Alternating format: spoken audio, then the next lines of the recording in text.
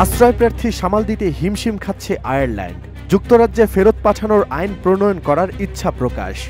আয়ারল্যান্ডের বর্তমান চ্যালেঞ্জগুলোর মধ্যে অন্যতম একটি হল স্বাভাবিকের তুলনায় বেশি সংখ্যক আশ্রয়প্রার্থীর আগমন। উত্তর আয়ারল্যান্ডের মাধ্যমে আগত আশ্রয়প্রার্থীদের অস্বাভাবিক বৃদ্ধিকে নিয়ন্ত্রণ করতে চায় দেশটির সরকার।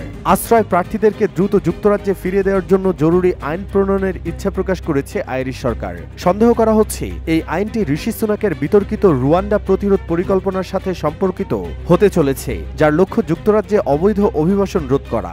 আইরিশ সরকার উদ্বিগ্ন হওয়ার কারণ এই আকস্মিক বৃদ্ধি আশ্রয়প্রার্থীদের সঠিকভাবে পরিচালনা ও নিয়ন্ত্রণ জটিল করে তুলতে পারে। তারা উদ্বাস্তুদের আবাসন সংকট এবং সংশ্লিষ্ট বিষয়গুলো নিয়ে চিন্তিত। আইনমন্ত্রী হেলেন ম্যাকেন্টি যুক্তরাজ্যের আশ্রয়প্রার্থীদের কার্যকরভাবে প্রত্যাবর্তনের সুবিধার্থে দ্রুত প্রক্রিয়াকরণ এবং জরুরি আইনের মতো ব্যবস্থা প্রবর্তনের প্রচেষ্টার নেতৃত্ব দিচ্ছেন।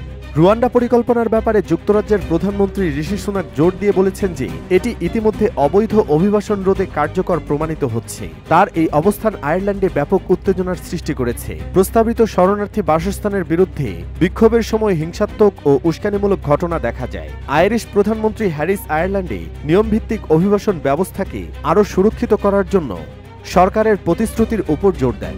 এমনকি অভিবাসনের ধরন এবং গতিশীলতার উপর রুয়ান্ডা পরিকল্পনার বৃহত্তর প্রভাব সম্পর্কে বিতর্ক এখনও চলমান।